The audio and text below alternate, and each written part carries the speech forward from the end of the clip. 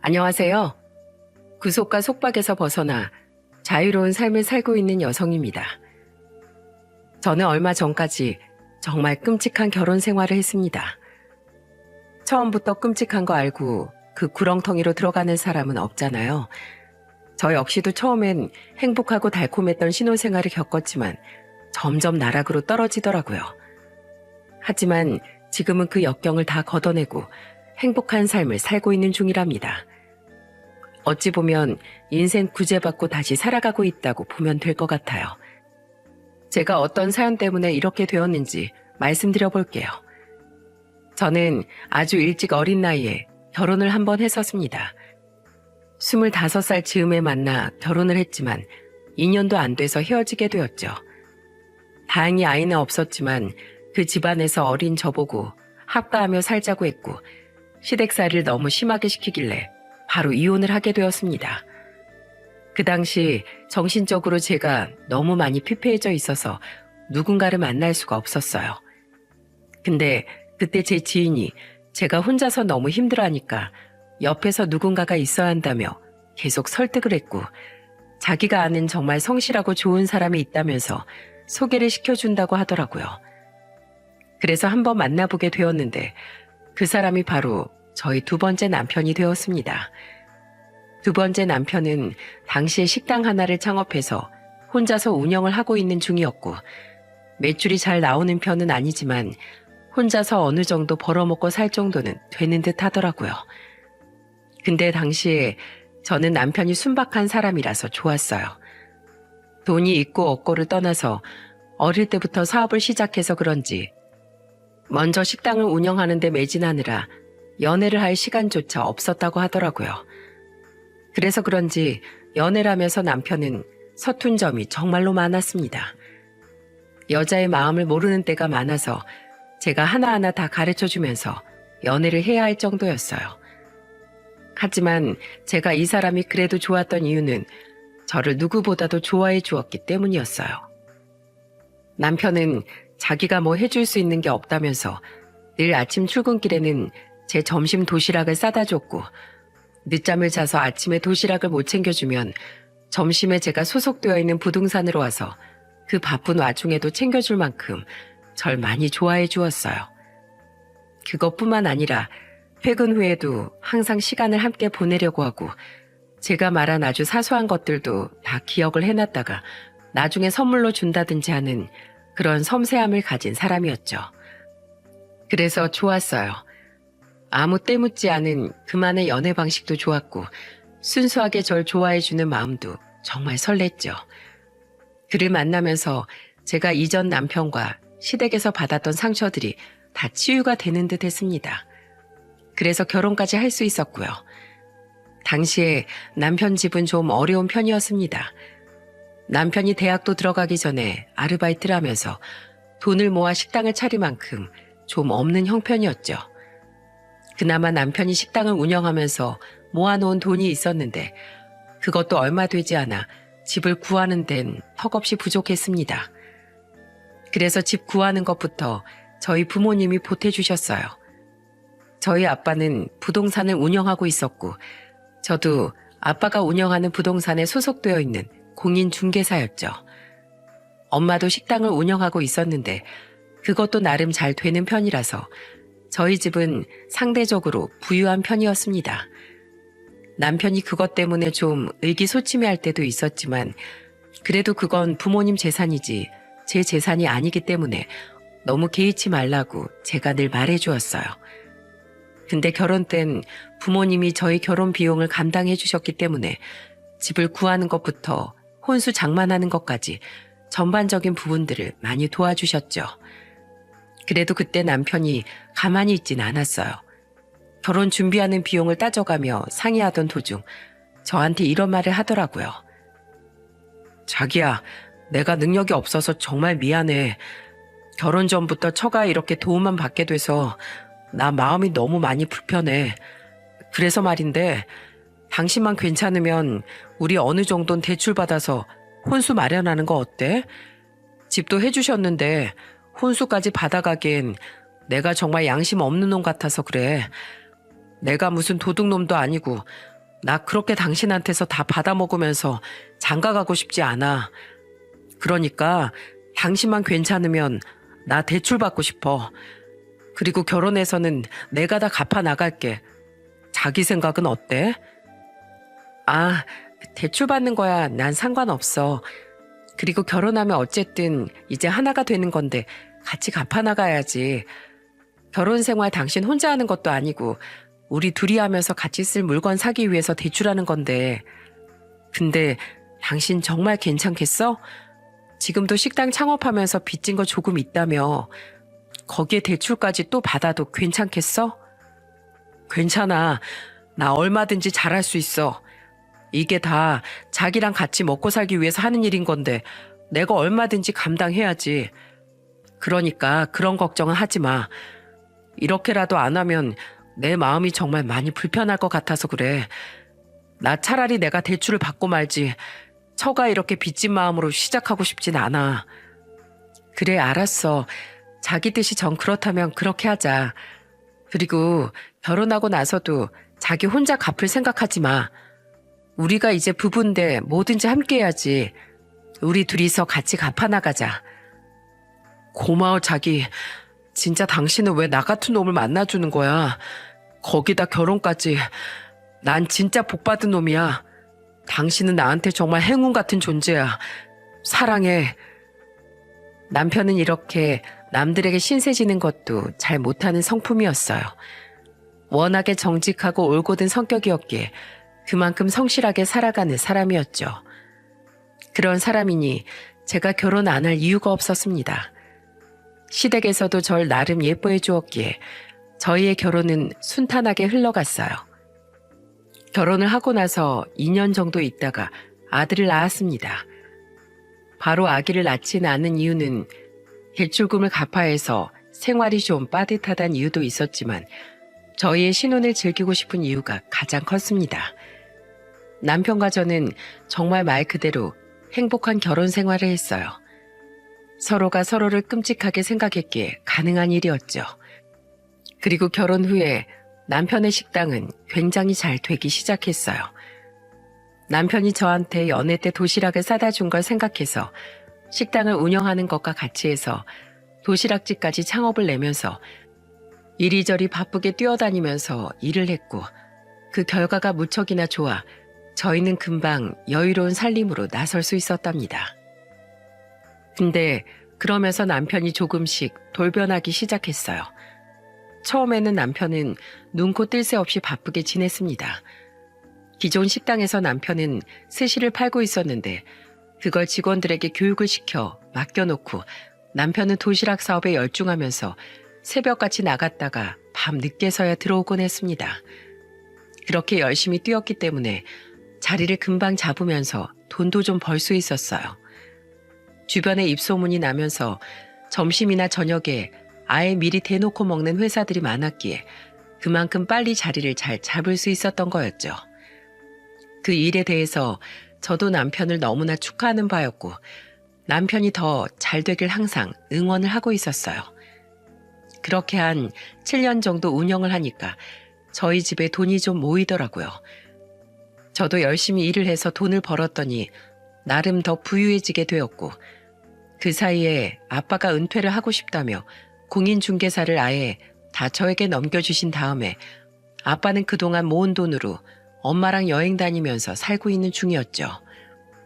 공인중개사를 운영하면서 들어가는 돈도 많았지만 그래도 아빠가 그동안 다져놓은 입지가 있었기에 저도 돈을 꽤나 벌어올 수 있었습니다.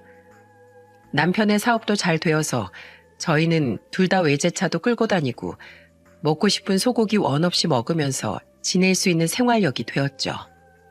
그 사이에 아이도 한 명을 더 낳아 키우게 되면서 저희 부부는 아들 1명, 딸 1명과 함께 2명의 자식을 키우면서 여전히 잘 지내고 있었습니다. 그렇게 저는 쭉 안정적인 삶을 살길 원했어요. 근데 남편은 아니었던 것 같아요.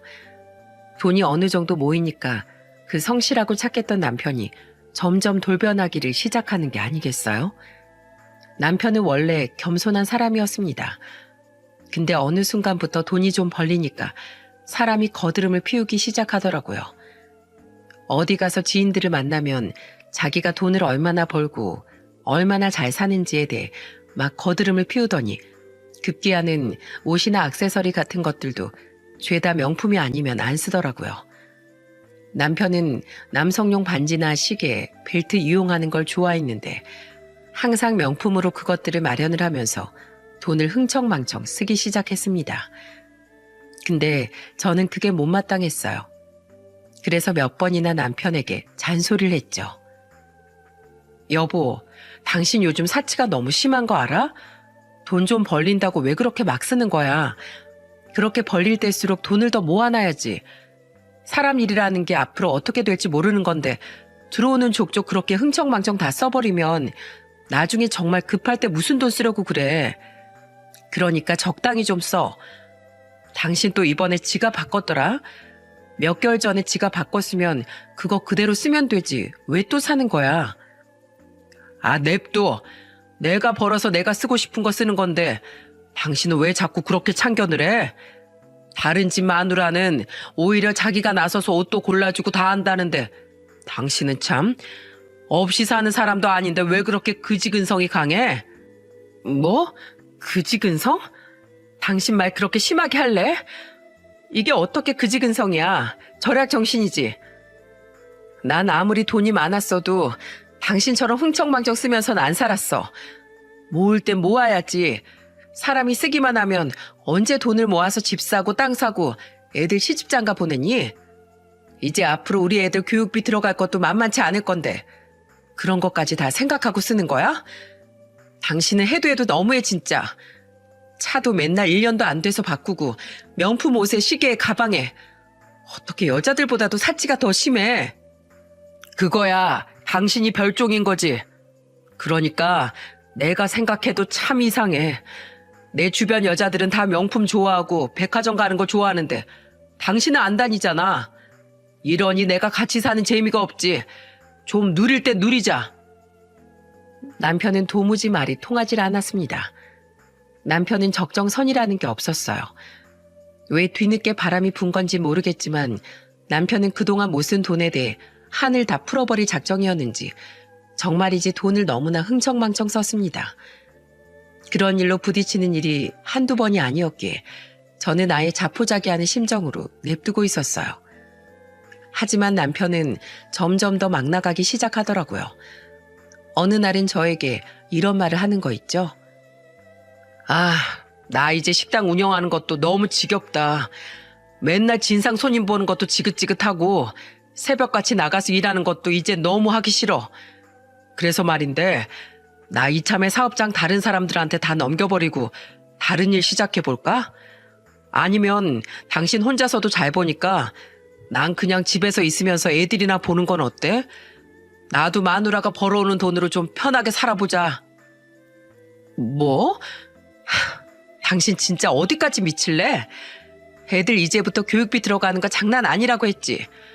당신 그렇게 벌어도 버는 족족 써대는데 돈이 지금까지 모아질 리가 있어? 초기에 잠깐 모으고 그때부터는 무슨 물 쓰듯 돈 막 쓰면서 살았잖아. 당신 그거 사치 계속 부리고 싶으면 그냥 조용히 하고 하던 일 계속해. 아, 그것도 맞긴 맞지. 내가 이 명품의 맛을 너무 알아버렸어.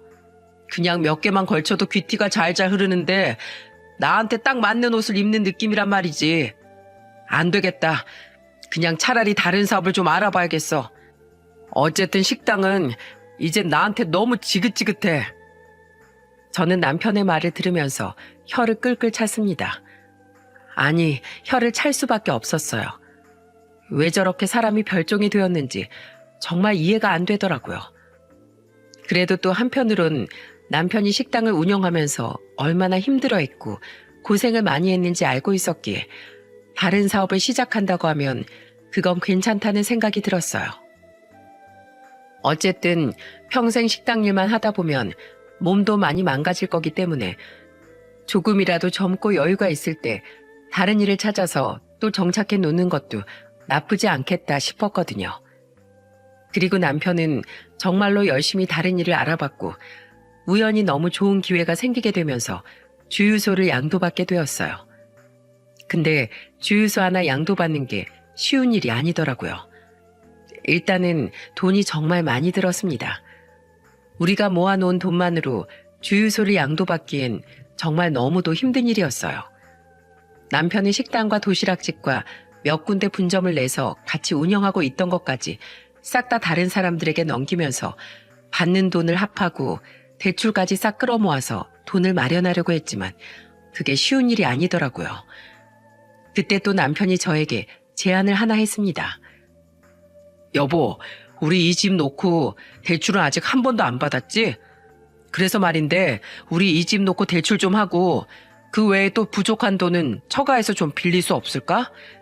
지금 장인어른 돈 잘 모아놓고 여기저기 여행 다니시는데 그 돈 좀 빼서 나 주시면 얼마나 좋아. 아니면 장인어른 지금 건물 있는 거 어차피 외동인 당신한테 물려주실 거 아닌가? 그거 미리 좀 달라고 하는 건 어때?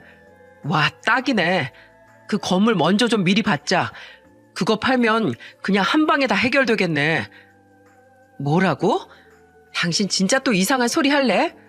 그 건물을 아빠가 나 줄지 안 줄지 누가 알아? 그리고 그 건물을 나한테 준다고 한들 그걸 왜 벌써부터 달라고 해? 그거 가지고 아빠 지금 노후 지내고 있는 건데. 우리 부모님한텐 더 이상 손 벌리지 말자 제발. 우리 아빠가 당신 도시락집 처음 시작할 때도 어느 정도 돈 도와주셨잖아. 거기다가 우리 이 집도 다 아빠가 마련해 주신 거야. 그거 몰라서 그래? 아 진짜 있는 집안에서 그럼 사위 그 정도도 못 도와줘? 하여간에 이 짠순이한테 내가 뭘 바래? 아, 그 건물 하나만 있으면 대출이고 뭐고 아무것도 안 해도 된다고. 좀 말씀드려봐. 그렇게 부정적으로만 생각하지 말고. 절대 안 돼. 우리 아빠한테 더는 손벌리 생각하지 마. 해결해도 우리가 해결해야지.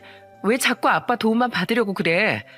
당신 처음엔 우리 아빠가 집 해주는 것만으로도 너무 죄송하다며 대출까지 받아서 혼수 마련한 사람이었잖아. 근데 왜 그렇게 사람이 뻔뻔하게 변했니? 이게 뭐가 뻔뻔해?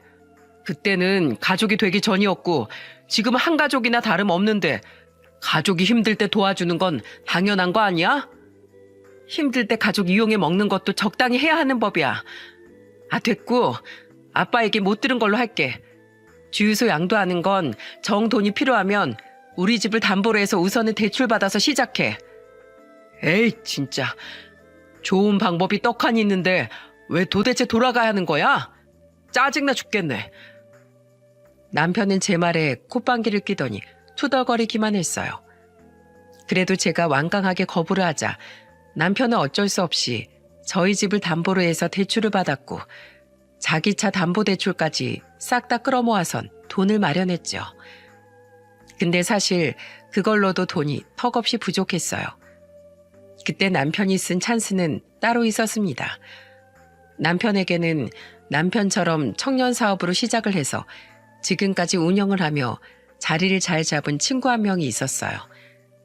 그 사람은 대학교를 졸업하자마자 IT 관련된 창업을 하면서 돈을 잘 번 친구였죠. 남편보다도 훨씬 크게 성공을 한 친구였는데 그 둘 사이가 꽤나 돈독해서 저도 잘 알고 지내는 사람이었습니다. 그때 남편이 돈이 턱없이 부족하니 그 친구의 도움을 받은 듯 하더라고요. 그 친구는 이자도 받지 않고 돈을 빌려주었고 남편은 그 돈으로 주유소를 양도받아서 운영을 시작할 수 있었습니다. 남편은 주유소를 양도받은 이후에는 돈이 더 벌리니까 점점 더 유흥에 빠지기 시작했어요.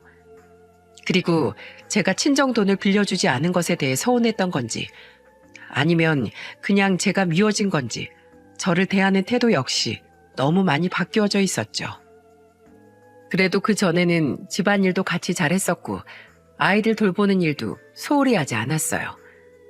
남편이 그렇게 돈을 흥청망청 쓰고 철없이 살아도 그나마 제가 같이 살 수 있었던 이유는 그가 저한테 좋은 남편은 아니었을지언정 아이들에게는 정말로 좋은 아빠였기 때문이었습니다.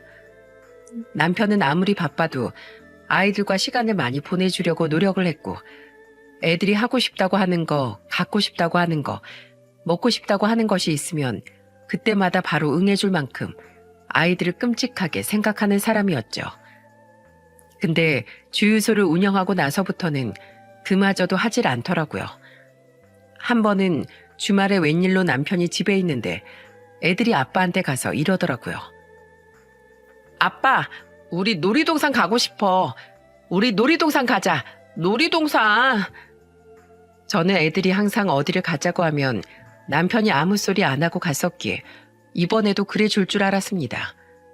근데 남편이 애들에게 하는 말을 듣고 저는 깜짝 놀랄 수밖에 없었어요. 놀이동산은 무슨 놀이동산?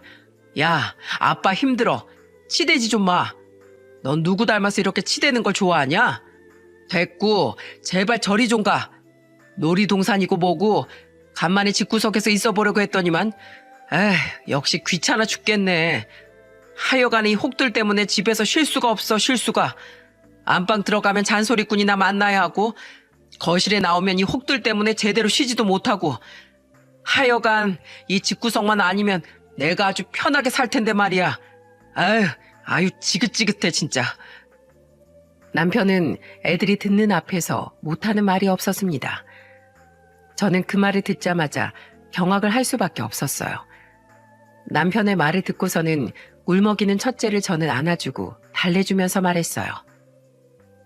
여보, 애한테 왜 그런 상처되는 말을 해?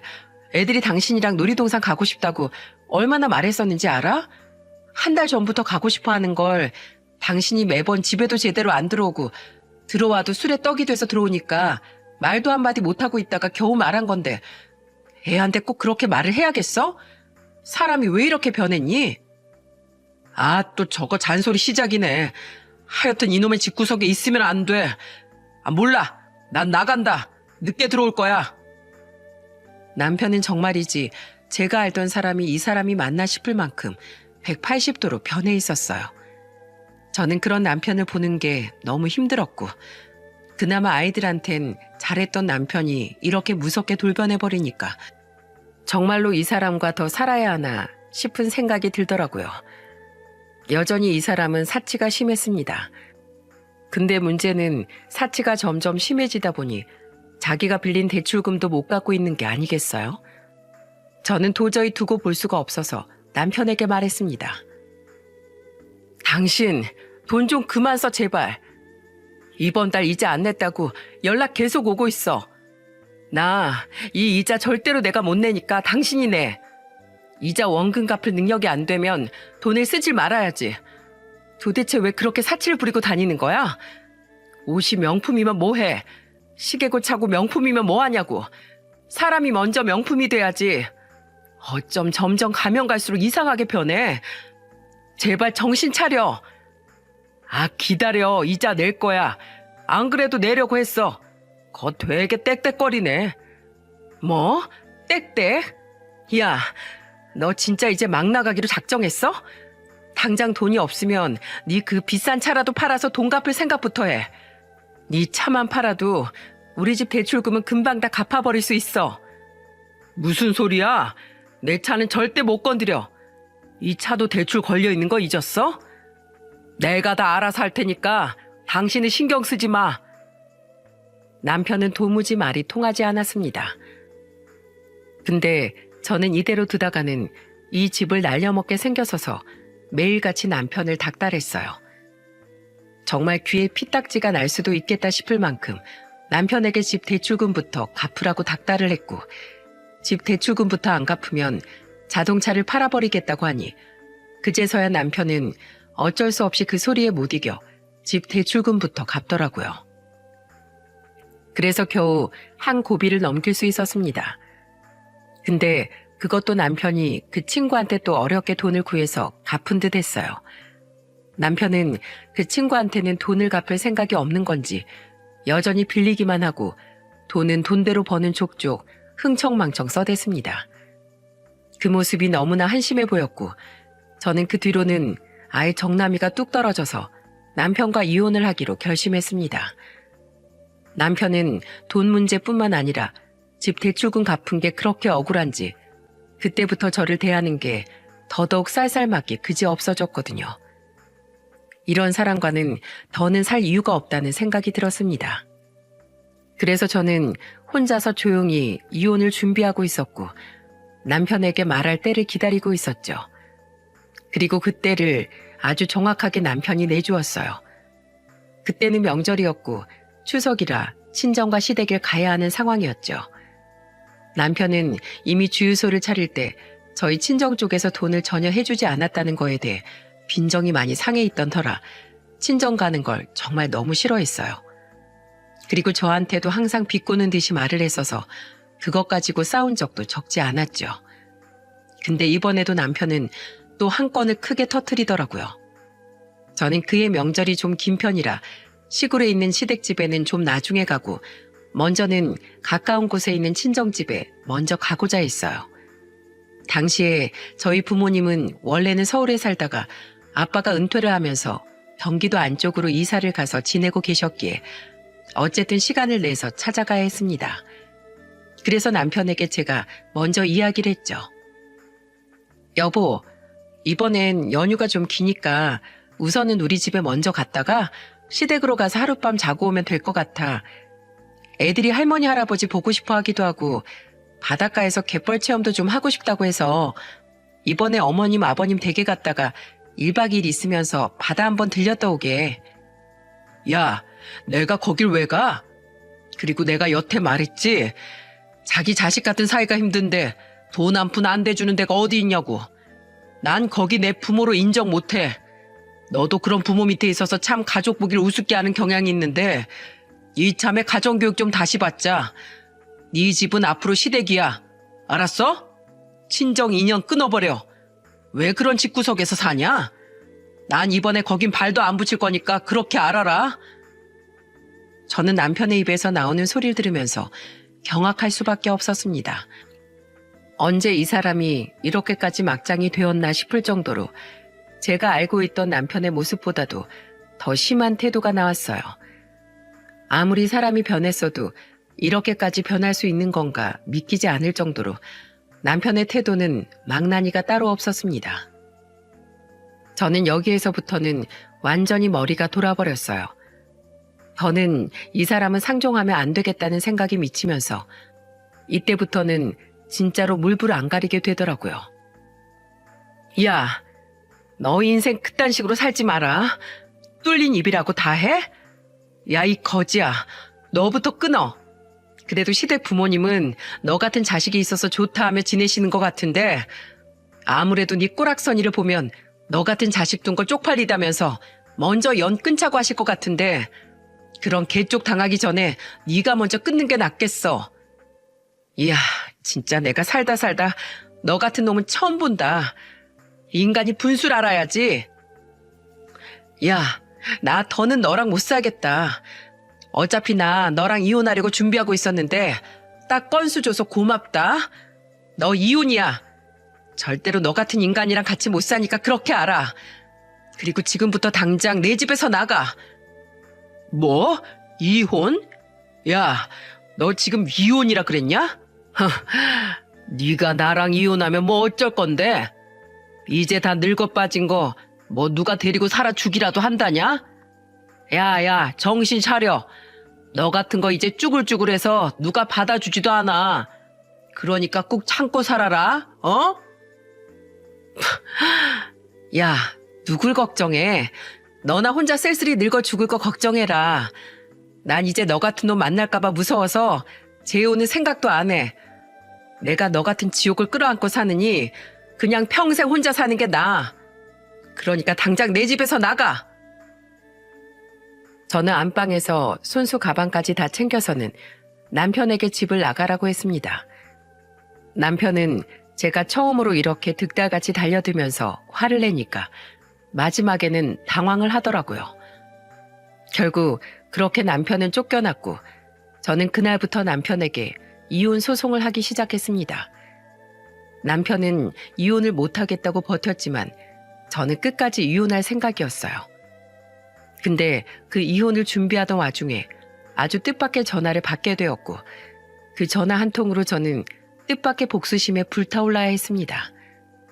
저에게 뜬금없이 전화를 한 사람은 다름 아닌 남편에게 도움을 많이 주었던 친구였고 그 친구는 저에게 한 번만 만나달라고 하더군요. 지선 씨, 이렇게 갑작스럽게 전화드려서 죄송합니다. 지금 손준이랑 이혼 준비하고 있다는 얘긴 전해 들었어요. 저 시간 되면 저 좀 만나주실 수 있을까요? 손준이랑 이혼하지 말아달라느니 그런 얘기 하려는 거 절대 아니고 다른 일 때문에 그러는 거니까 한 번만 만나주세요. 무슨 할 말이요? 저랑 남편이랑 이혼하는 거 알았으면 더는 저한테도 용모 없으실 것 같은데요. 그 인간이 돈 안 갚는 것 때문에 그러는 거면 저는 드릴 돈 없으니까 그 인간한테 가서 받으세요. 아니요. 지선 씨한테 받을 생각 없습니다. 근데 손준이 이 자식 연락이 안 돼요. 그냥 아예 잠적해 버린 것 같더라고요. 그렇다고 해서 지선 씨한테 그 돈 달라는 게 아니고 정말로 꼭 지선 씨가 알아야 할 이야기가 있어서 그래요. 한 번만 만나주세요. 저는 그 사람의 전화를 받고 순간 고민이 되었지만 저한테 허튼 소리 하려는 의도는 전혀 없어 보였어요. 남편이 연락이 안 된다며 저에게 꼭 해줄 말이 있다고 하면서 한 번만 만나달라고 하기에 그러자고 한 거였죠. 그리고 그 만남에서 저는 뒤로 자빠질 뻔한 이야기를 들을 수 있었습니다. 지선 씨, 이렇게 나와줘서 고마워요. 손준이 놈이 제 연락은 이제 통 받질 않아서 둘이 이혼한다는 소식은 건너서 들었는데 그동안 손준이 놈 때문에 많이 힘드셨죠? 네, 사람이 한순간에 그렇게 변할 수 있나 싶더라고요. 더는 같이 살 이유를 못 느끼겠어서 이렇게 이혼하게 됐네요. 근데 저는 왜 보자고 하신 거예요? 그 인간이랑 그렇게 친했으면서 왜 연락이 안 닿아요? 손준이 자식 그럴 줄은 몰랐는데 얘가 이제는 제가 알던 놈도 아닌 것 같습니다. 내가 자기 힘들 땐 그렇게 도와주고 했는데 이제 제가 힘들어지니까 이놈이 제 연락도 다 무시하는 게 아니겠어요? 제가 사업이 좀 갑자기 어려워졌거든요. 거의 부도나기 일보 직전이라 그동안 빌려준 것 중에 일부라도 좀 줄 수 없겠냐고 그 한마디 했었는데 그 뒤로 잠수 타더니 이제 아예 제 연락은 받지도 않네요. 진짜 대책 없네. 어떻게든 받아내셔야죠. 그 인간 지금 거의 망난이에요. 제가 왜 이혼까지 생각을 했겠어요? 그 사람이랑 10년을 넘게 살았는데 이제 더는 그런 인간 말종이랑은 같이 못 살겠어서 이혼하는 거예요. 지선 씨, 근데 이혼하시면서 아셔야 할 게 하나 있어요.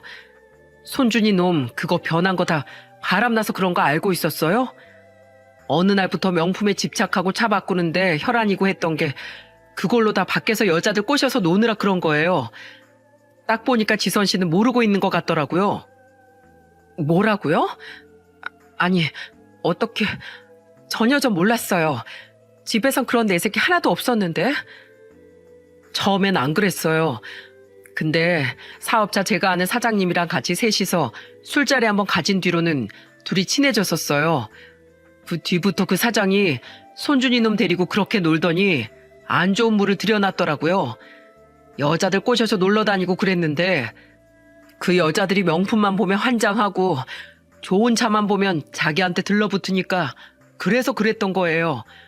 그거 전혀 몰랐죠? 네, 몰랐어요. 그런 낌새 전혀 없었어요. 당연히 그랬겠죠. 걔 일하는 척 출근했다가 직원들한테 가게 맡겨놓고는 몇 시간만 딱 나가서 놀다 들어오고 밤엔 여자들이랑 술 마시고 아무리 취해도 흔적 다 지우고 들어갔던 놈이니까요. 걔가 또 철두철미한 게 있잖아요. 그러면서 주유소 하면서는 더 자유분방해지니까 더 신나게 놀았었어요. 믿을 수가 없어요. 정말로 티가 하나도 안 났거든요. 그냥 성격만 좀 이상해졌다 싶었어요. 근데 그래도 여자를 만나는 낌새는 하나도 없었어요. 그럼 제가 딱 알았겠죠. 저도 얼마나 눈썰미가 좋은데요. 근데 정말로 그런 낌새는 하나도 없었어요. 걔 차 정리한답시고 맨날 차에 있는 여자들 머리카락 다 치우고 차 안에 디퓨저랑 뿌리는 방향제 놓고는 항상 뒤처리 주도 면밀하게 한 놈이었어요. 그리고 함부로 핸드폰 번호도 안 알려줘서 여자들이랑 핸드폰으로도 연락 안 하고 그냥 그날 만나서 그날 몇 시간 있다가 헤어지기만 했던 놈이니까 절대로 알 수가 없죠. 저는 이 사람의 말을 들으면서 제 귀를 의심할 수밖에 없었습니다. 솔직히 말해서 처음엔 이 사람이 여자가 생긴 게 아닐까, 그래서 나한테 마음이 떠서 변해버린 건 아닐까, 이런 생각을 하기도 했었네요. 그래서 남편의 핸드폰을 뒤져보기도 하고 옷을 살피거나 자동차를 살피고 심지어는 블랙박스까지 본 적이 있었죠. 그만큼 남편은 급작스럽게 변해버렸고 제가 그 변화를 받아들이기엔 심각성이 매우 컸습니다. 그런데도 전혀 그런 낌새 하나 찾을 수가 없었어요. 어느 날 갑자기 가게를 찾아가도 잠시 외출했다가 얼마 안 있으면 다시 돌아오곤 했기에 그 짧은 사이에 여자를 만날 거라곤 생각도 하지 못했던 거였죠. 근데 이제 보니 이런 일이 숨겨져 있었다는 사실에 저는 경악을 할 수밖에 없었습니다. 근데 이 말을 저한테 해주는 이유가 뭐예요? 미리 말씀드려야 할 것 같아서요. 제가 더 이상은 손준이 이 자식을 용서할 수가 없어서 전 저만의 방식대로 복수를 할 생각을 하고 있거든요. 앞으로 손준이 이 자식 이혼보다도 더 큰일 치르게 될 텐데 그럼 돈 많이 못 받게 될 수도 있어요. 그나마 지선 씨는 그동안 저한테 고맙다고 손준이 놈 대신해서 이자도 몇 번 보내주시고 원금도 좀 갚아주고 했었잖아요. 그게 고마워서 미리 언질해 주는 거예요. 저는 속에서 무슨 꿍꿍이가 있는 건지 단호하게 말을 하는 이 사람을 보면서 뭔가 이 남편 놈이 큰 사고를 하나 저질렀구나를 직감적으로 알 수 있었습니다. 그리고 순간 저는 고민이 되긴 했지만 어쨌든 저도 먹고 살 만큼은 벌고 있었기에 돈이 그리 궁하지 않았어요. 오히려 이 인간이 날 철두철미하게 배신해 왔다는 사실이 기가 막혀 도저히 용서할 수가 없었죠. 이혼이 아니라 이혼보다도 더한 죗값을 치르게 해주고 싶었는데 마침 이 인간의 친구가 복수할 계획을 가지고 있다고 하니까 다행이라는 생각이 들더라고요. 그래서 제 생각을 그대로 말했습니다. 저 그 돈 다 필요 없어요. 제가 뭐 없이 사는 것도 아니고 저도 벌 만큼 벌고 있고 그 인간이 돈 안 준다고 해서 아쉬울 거 하나도 없어요. 그러니까 복수 그대로 진행하세요. 전 신경 쓰지 마시고요. 좋아요. 그럼 저 마음 놓고 하겠습니다. 감사합니다, 지선 씨. 그동안 그 못난 놈이랑 사느라 고생 많았어요. 그리고 앞으로는 행복하시길 바라겠습니다. 마지막 그의 인사로 우리는 헤어졌고 그 뒤로 정말로 저는 생각지도 못한 사건들이 빵 하고 터지는 걸 보면서 제 남편이란 놈이 정말 어디까지 대책 없이 사고를 쳤던 걸까 하며 놀라할 수밖에 없었습니다. 그리고 다행이라면 다행인 건지 모르겠지만 그 친구는 저와 그날 헤어지고 나서 바로 복수를 시작한 건 아니었어요. 왠지 저를 배려했다는 생각이 드는 게 저한테 이혼 소송이 끝나면 연락 한 번만 달라고 하기에 저는 이혼 소송이 끝난 이후에 연락을 해줬죠. 그리고 다행히도 그때 이혼을 하면서 남편이 사치 부린 것과 그 사치 부리면서 제가 몇 번 카드값을 갚아줬던 거, 점점 가정생활에 충실하지 못했던 모든 것들이 다 유책으로 들어가게 되면서 남편이 저에게 위자료를 주게 되었고 아이들 양육권까지 싹 다 가지고 올 수 있었습니다. 또 혹시 몰라서 당시 남편의 여자 문제를 같이 걸었었는데 그렇게 철두철미했던 남편의 바람을 어렵게 증명할 수 있었습니다. 어디에서 증명이 되었냐면 다름 아닌 카드 내역에서 걸리게 되었어요. 저는 남편의 카드 사용 내역을 조회할 수 없었는데 재판하는 과정에서 재산 분할 때문에 카드 내역을 조회할 수가 있었는데 그때 남편이 숙박업소에서 결제한 내역들이 나타났고 저는 가장 최근에 갔던 곳들을 몇 군데 집어서 방문해 CCTV 영상까지 받을 수가 있었죠. 이 역시 변호사를 통해서 절차를 밟아야 하는 게 복잡했지만 전 어떻게든 이 이혼을 제대로 복수하며 마무리 짓고 싶어서 악착같이 매달렸어요. 그 결과 남편의 바람이 인정되어서 저는 위자료를 꽤나 많이 받을 수 있었고 재산 분할도 이 인간이 벌어온 것보다 쓴 게 더 많다는 것이 입증이 되면서 저에게 모든 게 다 유리하게 마무리될 수 있었죠. 남편은 사치 부린 것이 꽤나 많아서 위자료가 좀 세게 나왔어요. 그랬더니 그날 바로 저한테 쌍욕을 퍼붓는 거 있죠. 야 이년아, 네가 나한테 그따위로 하고 얼마나 잘 사는지 보자. 너 내가 가만 안 둬. 네 인생 내가 어떻게든 종치게 만들 거야.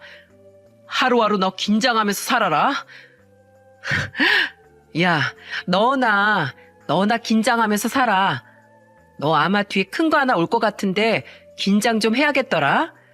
어디 그러고도 네가 그렇게 기세 부릴 수 있나 보자. 아유, 무서워라.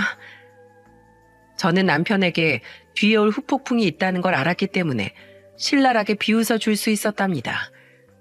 남편은 한껏 약올라 했지만 저에게 할 수 있는 일이 없었어요. 그리고 얼마 뒤에 남편의 소식이 들려왔는데 그건 바로 남편의 철컹철컹 쇠고랑 결말이었습니다. 저에게 선전포고를 했던 남편의 친구가 드디어 움직이더니 사기죄로 제 전 남편을 신고해버렸더라고요. 정말 더 까도 이런 막장이 다 있을까 싶었던 남편의 못된 행위는 저를 향한 배신보다도 더 큰 게 있었습니다.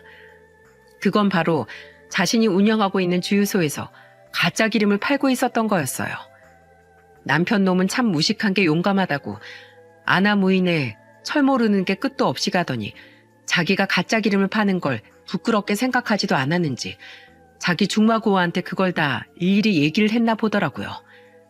그래서 그 친구는 남편이 가짜 기름을 판매한 것과 자기한테서 빌려간 돈을 일절 주지 않고 잠수를 탄 것을 빌미로 신고를 하면서 남편을 탈탈 털어버렸어요.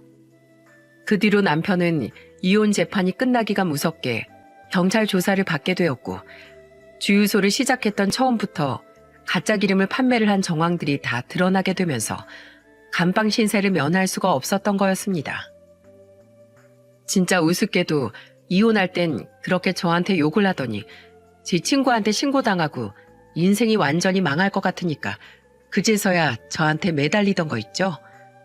한 번은 저희 집까지 찾아와서는 막 눈물 콧물 다 쏟으면서 이러더라고요. 여보, 미안해. 내가 진짜 정신이 나갔었나 봐. 내가 왜 그랬지? 내가 미안해. 나 좀 다시 받아줘. 나 다시 당신한테 잘할게. 진짜 정신 차리고 똑바로 살아볼게. 내가 미쳤었어. 진짜 제정신이 아니었던 것 같아. 바람 피웠던 것도 미안하고 아나무인처럼 당신한테 못되게 굴면서 살았던 것도 다 미안해. 내가 진짜 멍청했어. 나 이대로 가면 진짜 내 인생 끝이야. 그러니까 나 좀 용서해줘. 제발. 내가 널 왜 용서해야 되니? 그렇게 철저하게 배신 때릴 땐 언제고. 이제 와서 네 인생 망하니까 헉하니? 웃기지 마. 난 너 절대로 용서 안 해. 그냥 죄값 달게 받고 제발 정신 차리고 살아. 다신 찾아오지 말고. 여보. 그럼 내 친구놈 한 번만 만나서 설득 좀 해줘. 그놈이 날 도통 만나주질 않아. 내가 몇 번 찾아갔더니 아예 접근금지 신청까지 해버렸어. 그래서 나 진짜 지금 꼼짝없이 망하게 생겼다고. 그러니까 당신이 좀 만나서 설득해봐. 둘이 그래도 어느 정도 알고 지냈었잖아. 내가 진짜 후회 많이 하고 있다고. 내가 어떻게 해서든 보상하겠다고. 그러니까 제발 나 좀 용서해달라고 좀 당신이 설득 좀 해줘. 내가 왜? 네 똥 네가 치워. 나한테 또 떠넘기지 말고. 너 여기서 당장 안 나가면 나도 신고하고 접근 금지 신청 때려버릴 줄 알아. 당장 꺼져. 남편은 정말 뻔뻔스럽게 저에게 매달렸고 저는 더는 받아줄 생각이 없었기에 강한 태도로 밀고 나갔습니다. 그랬더니 눈물을 질질 짜면서 돌아가더라고요. 저는 이 모든 사실을 지켜보면서 정말 한 사람의 인생이 이렇게 위로 솟구쳤다가 한 방에 나락으로 떨어질 수 있구나를 뼈저리게 경험할 수 있었어요. 그리고 더더욱 하루빨리 이 인간과 손절한 것에 대해 잘했다고 스스로에게 칭찬을 해줄 수밖에 없었죠. 또 저는 그 뒤로 아예 그 전남편 놈은 신경도 쓰고 싶지 않았기에 전남편 소식에 대해서는 더 듣지 않았습니다. 그나마 마지막으로 들은 소식으로는 정말 다행히도 그 남편 친구는 남편에게 그나마 조금 남아있던 재산에서 자신이 빌려줬던 돈을 다 돌려받을 수 있었다고 하더군요. 하지만 그거 주고 나니 전 남편은 완전히 빈털터리가 돼서 돈 한 푼 없이 그대로 감방에 들어가게 되었다는 이야기만 전해 들었네요. 그런 인간 말종이 제 남편이었다는 사실이 끔찍하게 싫어서 저는 그 인간과 함께했던 흔적들을 전부 다 없애고 싶어서 아예 이사를 가게 되었어요. 혹여라도 서울에 살다가 또 마주칠까 싶어서 아예 애들을 데리고 저는 친정에 있는 경기도 쪽으로 내려갔고 친정 부모님 집 근처에 집을 얻어서 잘 지내고 있습니다. 처음에는 애들이 아빠도 보고 싶어하고 자꾸 어디 있냐고 물어보고 그래서 이혼했다는 사실만 알려주고 차마 니네 아빠가 범죄자로 감방 신세를 지게 되었다는 말까지는 못했어요. 다만 외국으로 아주 멀리 가서 앞으로는 보기 어려울 것 같다고만 이야기를 했죠. 처음에는 아빠 없이 우울해하던 아이들도 이제는 셋이 사는 거에 익숙해져서 나름 잘 지내고 있는 중이랍니다. 저는 여전히 부동산을 잘 운영하고 있고 저희 부동산도 잘 되어가고 있어서 어느 정도 돈도 잘 버는 중이랍니다. 그렇게 저만의 생활에 만족하면서 다시 행복을 찾아가고 있는 중이에요. 주변에서는 결혼도 다시 하라고 하는데 전 남편도 그렇고 그 인간한테도 너무 대인 나머지 지금은 정말로 누구도 만날 수가 없을 것 같아요. 나중에라도 우리 애들한테도 저한테도 좋은 사람이 나타난다면 또 모르겠지만 아직까지도 그런 사람이 있을까 싶네요. 여러분은 지금 같이 살고 있는 사람과 꼭 끝까지 행복하셨으면 좋겠습니다. 그리고 돈이 아니라 사람이 명품이 되어야 한다는 거, 가까운 사람일수록 더더욱 소중히 여겨야 한다는 걸 제 사연을 통해서 느끼셨으면 해요. 그리고 저도 그런 사람으로 살아보려고 노력하고 있는 중이랍니다. 그럼 부디 우리 모두가 다 내면이 명품인 사람이 되길 바라면서 저는 제 사연 여기까지 이야기하고 마칠게요. 사연 들어주셔서 정말 감사합니다.